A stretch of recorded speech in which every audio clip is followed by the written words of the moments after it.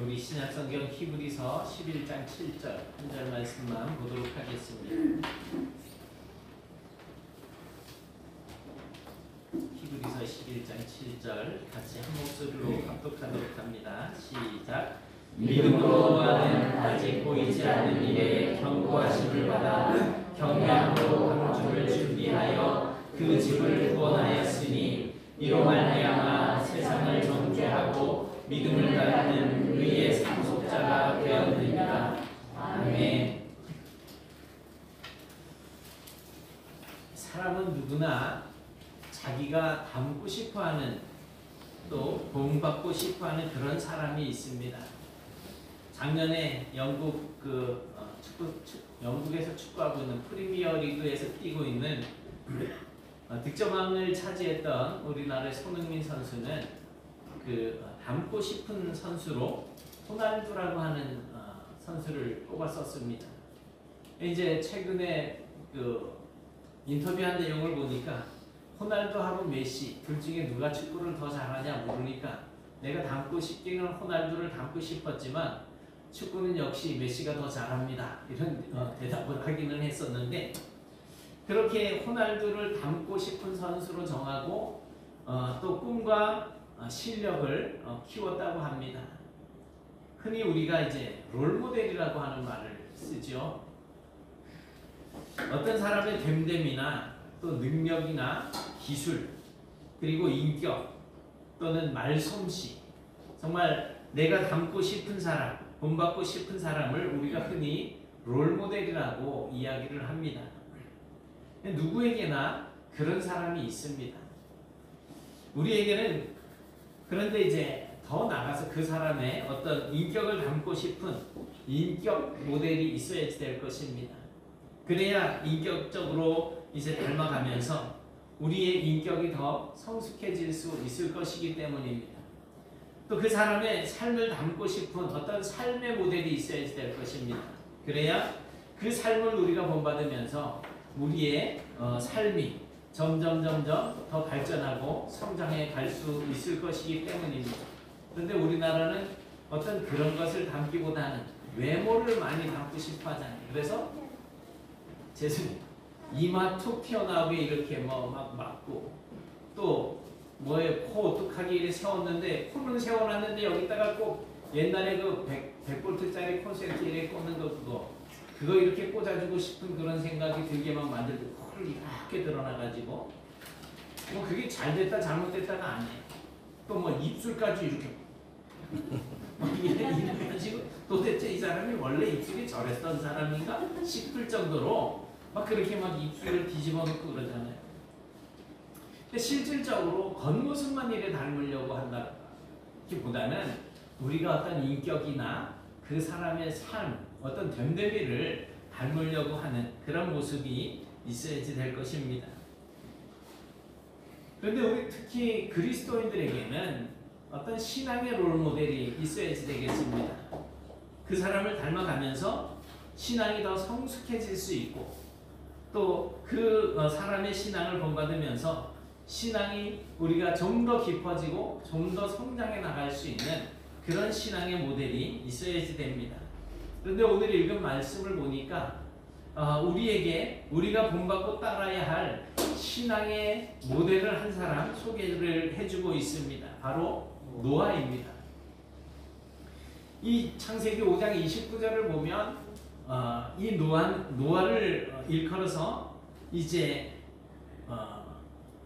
이름을 노아를 하여 이르되 여호와께서 땅을 저주하심으로 수고롭게 일하는 우리를 이 아들이 안위하리라 하였더라 이렇게 말씀을 하고 있어요. 안위 노아의 뜻이 이름의 뜻이 안위한다라고 하는 위로한다 또 안식이라고 하는 뜻을 품고 있습니다. 죄로 인해서 에덴 동산에서 쫓겨나서 정말 이 땅에서 이제 땀을 흘리면서 수고하면서 살아야 했던 인간들 노아와 그의 후손들이 위로를 하고 마음의 쉼을 가져다 줄 것이라고 하는 이런 말씀입니다. 근데 우리가 정말 이런 노아처럼 살아야지 되겠다는 거예요. 노아처럼 고달픈 인생을 사는 사람들에게 참된 위로 또 주 안에서 참된 안식을 누리게 해주는 그런 삶을 우리가 살아야 되겠습니다. 근데 우리가 노아와 같은 그런 삶을 살려고 하다 보면 노아를 알아야지 되잖아요. 노아의 생애는 그 삶의 그 이제 전체를 이래 보면 크게 세 시기로 구분해 볼 수가 있습니다. 첫째는 홍수 이전, 그 다음에 이제 홍수를 당하고 있는 홍수 때, 그 다음에 홍수 이후, 이렇게 세 시기로 나눌 수 있는데, 홍수 이전에는 노아가 평상시에 어떠한 신앙의 모습을 가지고 살았는지를 우리가 볼 수 있고요. 또 홍수 때는 인생이 정말 위기를 맞이할 때에, 정말 큰일을 당했을 때에 어떻게 신앙의 삶을 살아야 하는지를 노아가 우리에게 보여주고 있습니다. 그리고 홍수가 끝난 이후에 노아가 정말 하나님께 방주를 짓고 난 이후에 이제 큰 은혜를 입었잖아요. 8 식구들이 다 살았잖아요. 그 은혜를 체험한 뒤에 노아의 신앙의 모습을 우리에게 보여주고 있습니다. 우리가 이 각각의 신앙의 모습들을 정말 본받아야지 되겠다라고 하는 생각이 들어서 이 말씀을 전해드립니다. 홍수 심판 이전에 노아의 일상적인 신앙생활의 모습을 우리가 볼 수 있는데, 창세기 6장 9절을 보면 노아는 의인이요 당대의 완전한 자다, 이렇게 표현을 하고 있어요. 의인이고 당대의 완전한 자예요. 이 말씀은 무슨 뜻일까요? 이 말씀의 뜻을 이해하려고 한다면 그때 당시의 상황을 우리가 먼저 이해할 수 있어야지 됩니다. 창세기 6장 1절부터 7절을 보면 그 당시의 상황을 이제 설명을 해주고 있어요. 그 중에 5절 6절을 보면 이런 말씀이 있습니다. 같이 보실까요? 시작.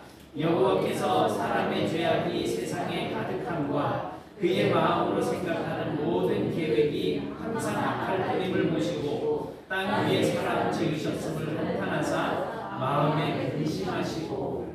이야, 우리가 하나님의 마음을 근심하게 할 수도 있다는 거예요. 이거 대단한 능력 아니에요? 어떻게 인간이 하나님을 한탄하게 만들고 근심하게 할 수 있을까? 이거는 하나님의 그때의 당시의 심정을 이 모세가 이렇게 표현을 했지, 우리가 하나님을 어떻게 할 수 있는 존재는 못 됩니다. 그러니까 그 당시에 하나님이 보시기에 좋았더라, 이 좋았다라고 하는 이 단어는 토부라고 하는 단어를 쓰고 있는데 선하다라고 하는 뜻이에요. 그래서 하나님께서는 온 세상을 선하게 창조를 하셨어요. 하나님의 뜻에 합당하게 창조를 하셨어요.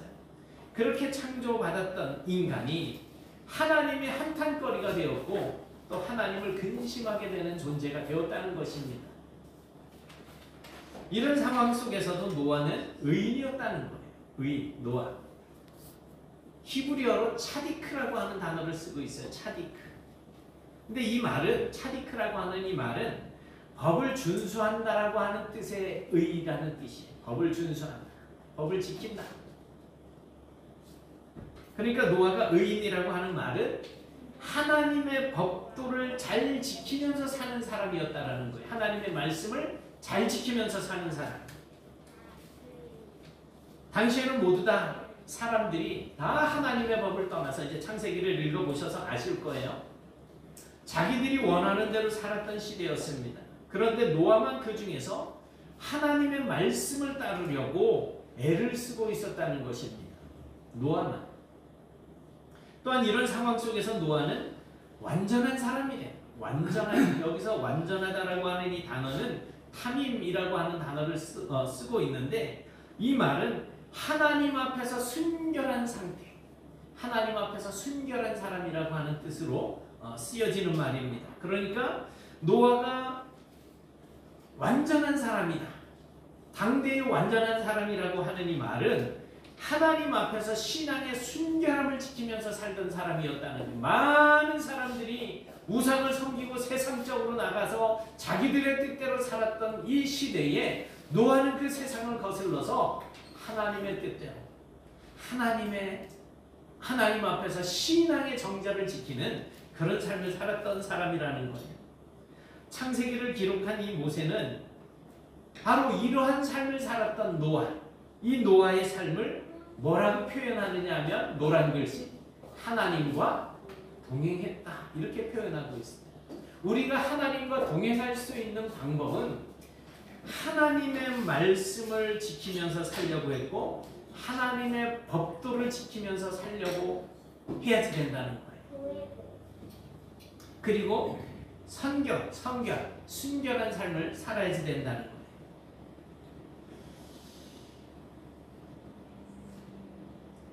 노아에게 있어서 특별한 점은 이 세상 사람들 모두 다 하나님을 떠나는 시대에 그는 끝까지 하나님의 곁을 지켰어요. 영적으로 칠흑같이 어두운 이러한 짙은 시대에 끝까지 힘이 하나마 정말 이 세상에 하나님이 이러한 분이다라고 하는 것을 나타내려고 빛을 발하려고 몸부림을 치던 사람이었다는 거예요. 미국에서 가장 기억에 남는 대통령 혹시 누가 있을까요? 제일 유명하다고 생각되는 대통령. 예? 링컨?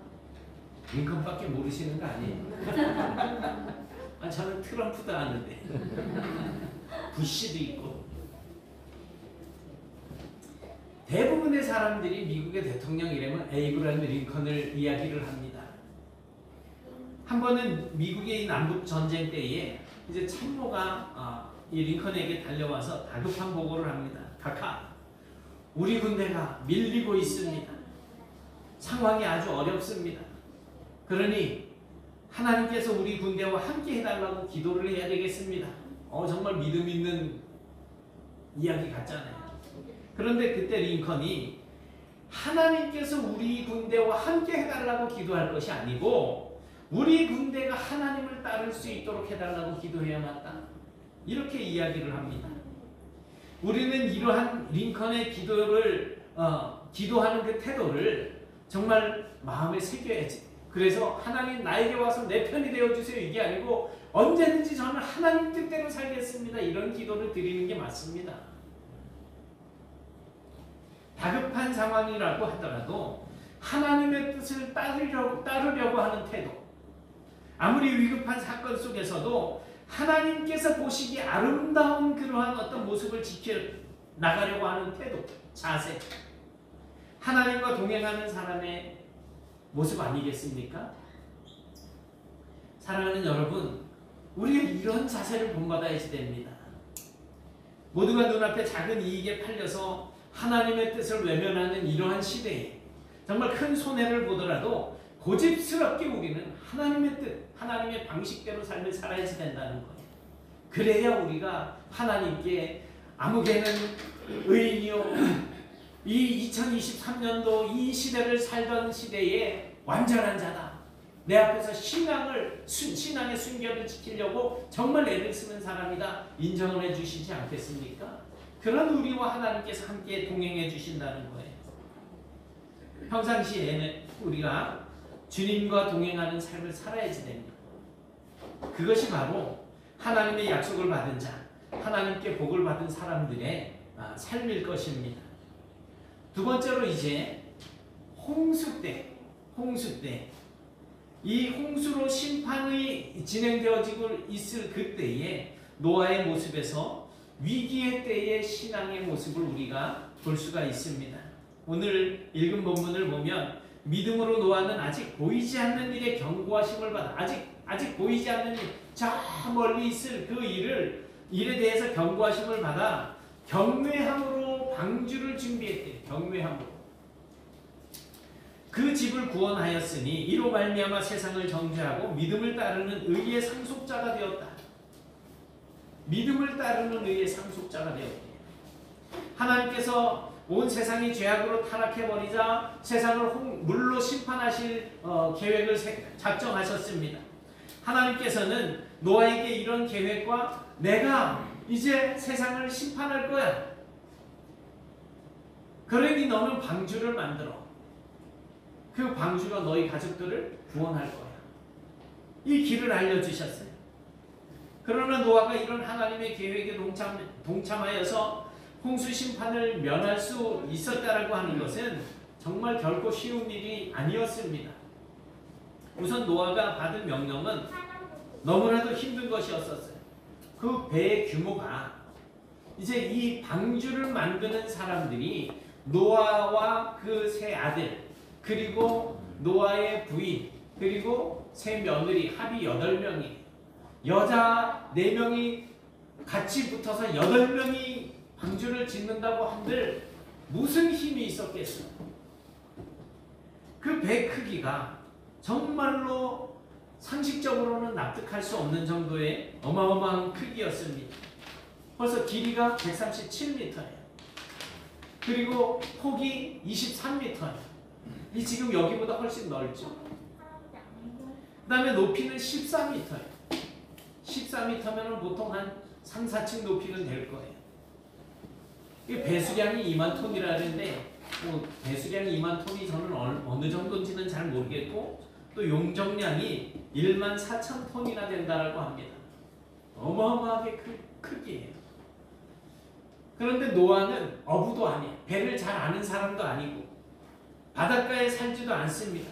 그러니 배를 만드는 법도 알 리가 없습니다. 그 당시에 이렇게 큰 배는 그 누구도 본 적도 없고 상상할 수도 없었습니다. 성경에 노아 시대 이전에 비가 왔다는 기록이 없어요. 그런데도 노아는 하나님의 명령이 내려질 때에 아멘 했습니다. 네, 하겠습니다. 보통 같으면 나는 저 같으면 그랬을 것 같아요. 아유, 저는 배를 만들 줄도 모르고 배를 구경도 못했는데 어떻게 만들어요? 근데 왜 하필이면 또 저한테 시켜? 그래도 배 좀 아는 사람한테 좀 왜 웃어요? 완성할 때까지 뭐 다른 사람한테 좀 시키세요라면 거부할 만도 한데 노아는 그러지 않았다는 거예요. 그리고 노아는 긴 세월을 인내했어요. 긴 세월을. 창세기 6장 3절을 참고해 보면 노아가 방주를 짓기 시작하면서부터 완성될 때까지 무려 120년이나 걸렸다라고 하는 것이 성경을 연구하는 학자들의 공통적인 견해입니다. 하루 이틀도 아니고 무려 120년 동안을 구경도 못해본 비가 내릴 때까지 기다리면서 언제 비가 내리나 싶어가지고 배를 만들고 있는 거예요. 그런데 오직 방주 짓는 일에만 매달려도 정말 버거운 시간이겠죠. 하나님께서 홍수로 세상을 심판하시겠다라고 하는 그 약속, 그리고 방주를 지으라고 하는 그 명령을 받았지만 세월이 아무리 흘러가도 홍수 심판의 기미가 보이지 않는 거예요. 1년이 지나고 2년이 지나고 3년이 지나고 5년이 지나고 10년이 지났는데도 도대체 언제 비가 온다는 거예요. 배는 뭐 아직까지 그냥 뭐 진짜 한 귀퉁이도 못 만들고 있는 그런 상황이죠. 그런데도 노아는 오직 그 하나님의 말씀만 믿고 끝까지 참으면서 방주를 지어 나갑니다. 아마 저 같으면 처음에 뭐 한 10년쯤 지나서 이거 언제 다죠? 한 또 50년쯤 지나서 아니면 또 그 다음에 한 100년쯤 지나서 아직 20년 남았을 때 하나님 정말 홍수로 이 세상을 심판하신다는 것이 맞기는 맞습니까? 제가 잘못 들은 거 아니에요? 그 약속이 사실이면 어떻게 이렇게 긴 세월 동안 아무런 징조도 보여주지 않습니까? 가끔 비라도 좀 내려가지고 뭐 비가 뭔지 우리가 좀 알 수 있게 비가 왕창 내려서 어느 지역에 그냥 뭐 산사태가 나든지 뭐 그래야 홍수가 이런 거구나 좀 알 텐데 아마 저 같으면은 진짜 뭐 10번도 더 따졌을 것 같아요. 시키니까 하기는 하겠지만 뭐 매를 맞아가면서 뭐 하라고 그러면 하겠지만 그런데 창세기 6장 22절을 보니까 노아가 그와 같이 하여 하나님이 자기에게 명령하신 대로 다 진행했다 라고 기록을 해주고 있습니다. 하나님께서 명령하신 대로 그와 같이 그대로 자기에게 명령하신 대로 다 했대요. 노아는 배 만드는 기술자도 아닙니다. 더구나 그 큰 배를 만들려면 얼마나 많은 재료들이 필요하겠어요. 어마어마하게 큰 나무들도 있어야 될 것이고 그리고 배를 만들다 보면 생각지 못했던 수많은 일들이 일어나지 않겠습니까? 토목이든 건축이든 설계도가 필요합니다. 배를 만들어도 마찬가지겠죠.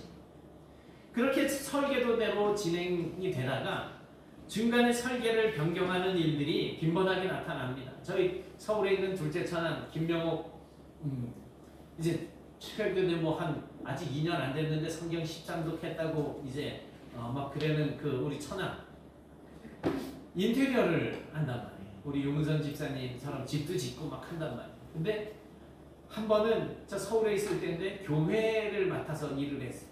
다시는 교회 일 안 하겠대요. 그때는 진짜 예수를 믿으라고 꼬시고 제가 얼마든지 쫓아다니고 했었는데 교회 일을 하고 나가지고서는 교회 안 다닌대. 왜 그러냐 그랬더니 교회 가서 일을 하는데 우리 집사님도 아실 거예요. 그런 뭐 꼭 교회가 아니더라도 그런 경험을 많이 하셨어요. 교인이 한 명 올 때마다 설계도를 바꿔야지 되는 거예요. 아니 여기는 이렇게 해달라니까 이렇게 해주세요. 아니 그거 그렇게 하면은 비용이 이만큼이 더 발생될 수 있습니다. 아 그래도 그렇게 해주세요.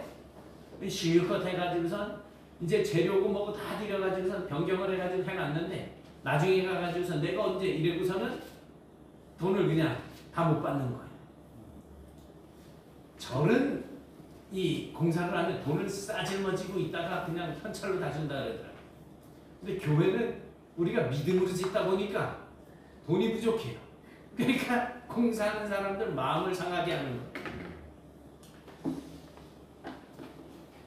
그런 일들이 노아가 이 방주를 만드는 과정 속에서 왜 없었었겠어? 나무를 자르다가 좀 잘못 잘라가지고 야 이거 잘못했다 야 여기에 맞춰서 우리 이렇게 좀 바꿀까 뭐 이럴 수도 있잖아요. 어마어마하게 큰 나무를 그 아들 셋 타고 옮겨오고 또 그 아내와 세 며느리하고 8명이 겨우 끙끙거리고 옮겨오고 해서 겨우 갖다 놓고선 깎아가지고서 하다가 안 맞으면 거기에 맞춰서 하려고 애를 쓸 거 아니에요. 그런데 노아는 철저하게 하나님께서 명령하신 대로 순종했다는 것입니다. 아마 저 같으면 하나님 아무래도 이거는 재료를 구하기도 쉽지 않고 가지고 올래도 우리 8명이서는 도저히 못 갖고 오겠습니다. 대신 저기는 저걸 가지고 그냥 뭐 잘라서 엮어가지고 해가지고 어떻게 한번 해보면 안 될까요? 제 힘으로는 이렇게밖에 할 수 없겠으니 정말 이대로 한번 바꿔서 해보겠습니다. 라면서 하나님께 그냥 뭐 양해를 구하고 했을 때 때를 써보기도 하고. 그런데 노아는 아무 군말 없이 순종했다는 거예요. 이 점을 히브리서 기자는 노아가 믿음을 따랐다. 믿음을 따르는 의의 상속자. 믿음을 따랐다라고 이렇게 표현을 하고 있습니다. 정말 어려운 중에도 하나님께서 말씀하신 대로 철저하게 순종했다는 거예요. 우리는 교회에서나 뭐 이렇게 어떠한 신앙적인 삶을 살 때 뭔가 나에게 맡겨진 그런 어떤 중책이나 해야 할 일들이 다가오게 되면 나는 그거 못해요. 이럴 때가 얼마나 많이 있습니까? 우리는 노아의 이런 점을 본받아야 됩니다. 인생의 위기를 맞게 되었을 때 특히 믿음이 중요합니다. 믿음의 순종이 필요합니다. 노아의 이런 위기의 때에 믿음을 본받게 되시길 바랍니다. 영국의 웨일즈 출신 토마스 선교사, 우리나라의 최초로 순교했던 선교사예요. 이분이 원래 중국에 선교하러 갔다가 아내를 잃어버렸습니다. 병으로. 그 아내를 잃은 슬픔 때문에 낙심하고 고향으로 돌아갈 만도 한데 하나님께서 이 토마스 선교사에게 더 힘든 한국 선교의 명령을 받게 됩니다. 그래서 대동강에 이제 제너럴 셔먼호가 이렇게 들어오게 되는데 그 배에 탑승을 하게 돼요. 근데 이 조선 군사들이 그냥 거기다가 활을 쏘고 총을 쏘고 하면서 막 난리가 났어요. 쌈박질이 일어나다가 결국 배가 침몰하고 외인들은 다 도망을 가고. 그런데 이 토마스 선교사는 하나님께 받은 그 복음을 전하라고 한 그 사명 때문에 그 땅에 들어와서 쪽복음서, 마가복음, 누가복음 이런 쪽복음서를 던져놓고 결국 순교를 당하고 맙니다. 재미있는 일이 있는데 조선 사람들이 그 쪽복음서가 종이잖아요. 그러니까 이걸 화장실에 갖다 놓고 이제 휴지로 쓰다가 앉아서 할 일이 없으니까 그걸 읽다가 예수를 믿게 되고 이런 역사들이 나타났다는 거예요. 여러분, 믿음은 순종입니다. 어떤 난관이 닥치고 어떤 고난이 다가와도 끝까지 하나님의 말씀대로 순종하는 것, 그것이 바로 믿음이에요. 우리가 인생의 위기를 만났을 때 바로 이런 믿음의 순종을 본받는 성도가 되시길 바랍니다. 세 번째로는 홍수 이후의 노아의 삶입니다. 노아의 삶은 감사와 헌신의 삶이었습니다. 홍수가 끝이 났어요. 세상의 모든 사람들이 다 죽었습니다. 노아가 120년 동안 지은 그 방주 안에 들어갔던 사람들과 짐승들만 살아남았어요. 그 외에 이 땅 위에서 코로 숨쉬면서 사는 모든 생명체는 다 죽었습니다. 한마디로 하나님의 심판을 받은 것입니다. 그런데 노아가 120년에 걸쳐 만들었던 이 방주, 그 안에 들었던 노아의 아내와 세 아들과 세 며느리 8명, 그들이 모두 살았어요. 그리고 그 방주 안에 들어와 있던 모든 짐승들이 다 살았습니다. 이건 정말 하나님의 큰 은혜입니다. 사망이어야 할 그 상황에서 하나님께서 마련해 주신 그 방주, 그 안에 들어갔더니 생명이 유지가 되었다는 거예요. 창세기 8장 20절 21절을 보면 이렇게 하나님의 심판을 피하는 큰 은혜를 경험한 노아의 홍수가 끝난 이후에 신앙의 생활의 모습을 우리가 볼 수 있습니다. 하나님의 약속대로 정말 언제 비가 내리지? 도대체 비가 뭐지? 생각을 하고 있었는데 120년이 훅 지나가고 홍수가 시작이 되었어요. 하나님의 진노로 무려 370일 동안 온 세상이 물속에 잠겨 있었습니다. 40일을 밤낮으로 하늘 위에서 땅 아래에서 막 물이 솟구치고 쏟아지고 해가지고 온 세상이 물에 잠겼던 거예요. 그런데 방주에 있던 사람과 동물들만 구원을 받았습니다. 하나님께서 방주에서 나오라고 명령을 하십니다. 그 명령대로 노아가 이제 이 홍수가 끝난, 심판이 끝난 이후에 땅에 첫 발을 내딛었습니다. 그리고 이 노아가 제일 먼저 했던 일이 뭘까요? 제일 먼저 했던 일, 바로 하나님께 단을 쌓는 일이었습니다. 자신의 장막을 짓기 전에 모든 것이 싹 사라지고 없었으니까 우선 식구들이 들어갈 움막을 짓든지 해야지 될 것인데, 그것보다 먼저 하나님 앞에 예배하는 제단을 쌓았다는 거예요. 자기의 생계 방법을 찾기 위해서 제일 먼저 한 일이 땅을 일구고 감자를 심고 고구마를 심고 한 것이 아니고 하나님께 예배를 드리는 일이었다는 거예요. 이게 바로 하나님 제일주의의 모습입니다. 우선 노아의 제사는 하나님 앞에 감사의 제사를 드렸습니다. 오직 홍수 심판에서 구원받아서 살아남은 이 구원의 은혜에 감사하지 않을 수 없었을 거예요. 그래서 최선의 제물을 준비했고 감사의 마음을 묶어서 하나님 앞에 예배를 드립니다.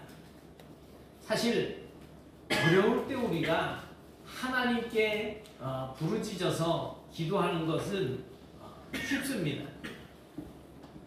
그러나 하나님께서 우리의 기도를 들어주시고 응답을 해주시고 난 이후에 우리가 정말 이제 형통하고 평안한 삶을 살아갈 때니 그때는 우리가 감사하기가 쉽지 않습니다.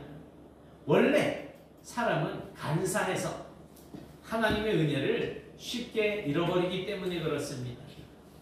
바울은 이런 우리 인간을 로마서 1장 21절에서 우리 타락한 인간은 생각이 허망해져 버렸고 미련한 마음이 어두워졌다라고 그렇게 말을 합니다. 그래서 은혜를 받고도 쉽게 잊어버리고 제대로 감사하지도 못한다, 이렇게 말씀을 하고 있습니다.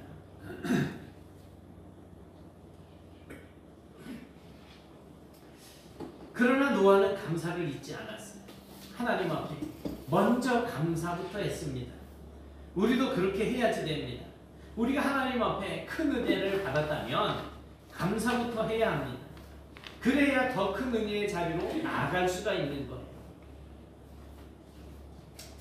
오전에니까요, 제가 우리가 은혜 받기 위해서 교회를 나오는 게 아니고 은혜를 받았기 때문에 나온다라고 하는 말씀을 드렸잖아요. 정말 우리가 얼마나 큰 은혜를 받았느냐면 하나님께서 우리를 죄에서 건지시기 위해서 아들을 이 땅에 보내셔서 십자가에 달려 죽게 하셨잖아요.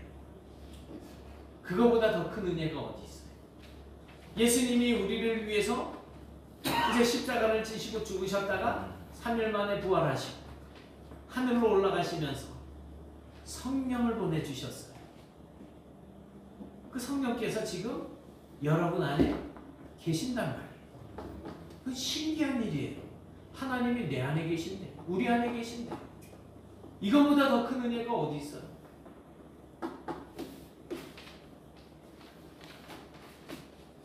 다운이가 이렇게 와서 얼마나 예쁜지 모르겠어. 이것도 은혜예요. 뭐 시끄러워도 상관없어요. 저는 내비두세요. 그냥 아이들 직업위에 떠들고 하는 거.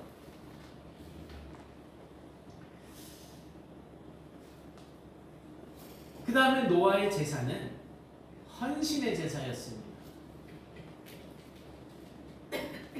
노아는 단을 쌓고 번제를 드렸어요. 번제는 모든 제사의 기본이잖아요. 짐승을 잡아서 각을 떠서 불로 태워서 모든 것을 다 태우죠. 그렇게 하나님께 드리는 제사입니다. 이 번제로 제사를 드린다는 것은 그 제물이 이제 나를 대신해서 희생된다라고 하는 의미인데, 전적인 헌신을 의미하는 그러한 제사가 바로 번제입니다. 노아는 앞으로 더욱더 주님 앞에서 헌신하기로 다짐을 하고 약속하면서 하나님 앞에 번제로 제사를 드리고 있는 거예요. 로마서 12장 1절, 바울이 전한 말씀처럼 노아는 앞으로 남은 생애를 자신의 몸을 하나님이 기뻐하시는 거룩한 산제물로 하나님께 드리기로 다짐하면서 예배를 드리고 있는 겁니다. 큰 은혜를 받았으면 그 은혜에 감사할 뿐만 아니라 그 은혜에 보답하는 삶을 살며 주를 위해 헌신하며 봉사하는 삶을 살아야 된다는 거예요. 그래서 8장 21절 말씀을 보면 여호와께서 그 향기를 받으시고 라고 말씀을 하고 있어요. 하나님께서 노아가 드리는 이 제사를, 그 향기를 받으셨다는 거예요. 번제, 이 제물을 태우다 보면 연기가 하늘로 올라가시죠. 하나님께서 그 향기를 받으시는 거예요. 흠향한다 이렇게 말씀을 하잖아요. 하나님께서 노아의 예배를 기쁘게 받으셨다는 것입니다. 노아의 감사를 받으셨고 노아의 헌신을 기꺼이 받으셨다는 것입니다. 그리고 하나님께서 노아의 예배에 두 가지로 응답을 주십니다. 하나는 노아에게 복을 주셔요. 창세기 9장 1절에서 보듯이 하나님께서 노아와 그 자손을 번성하게 되는 복을 주셨습니다.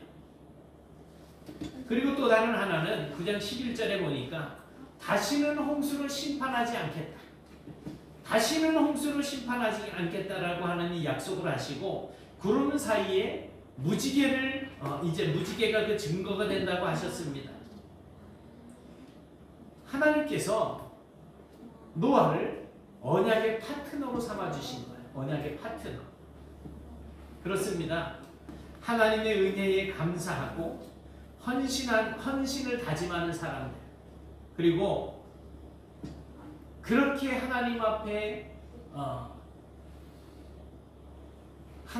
순결한 신앙을 지키고 하나님의 말씀대로 살려고 하는 그러한 사람들을 하나님께서 존중해 주십니다.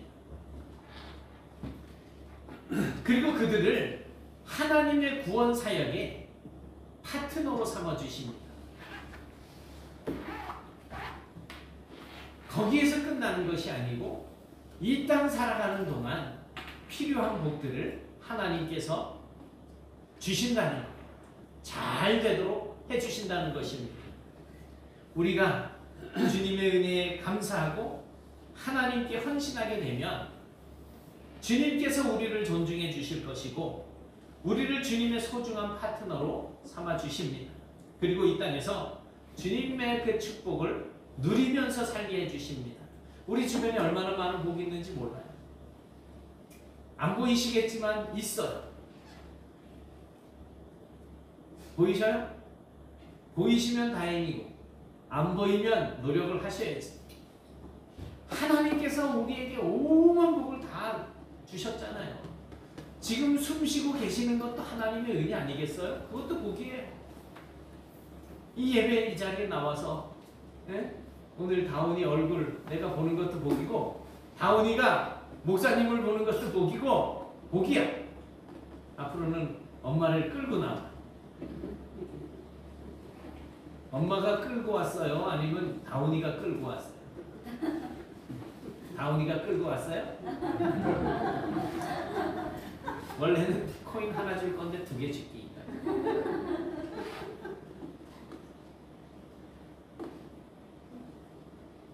파트너란 무엇인가 함께 이루어가는 존재입니다.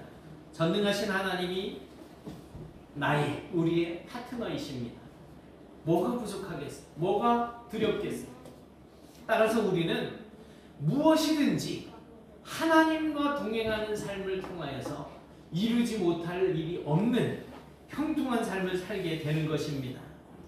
우리 모두 당대의 의인이요 완전한 자라고 이 칭함을 받았던 노아처럼 의인을 찾아볼 수 없는 이 시대에 하나님의 법도를 지키고 하나님의 말씀에 온전하게 순종하면서 하나님 앞에서 우리 믿음의 순결을 지키는 그런 삶을 사시는 제2, 제3의 노아가 되셔서 하나님의 약속과 복을 풍성하게 누리며 살아가는 성도들이 되실 수 있기를 주님의 이름으로 축원합니다.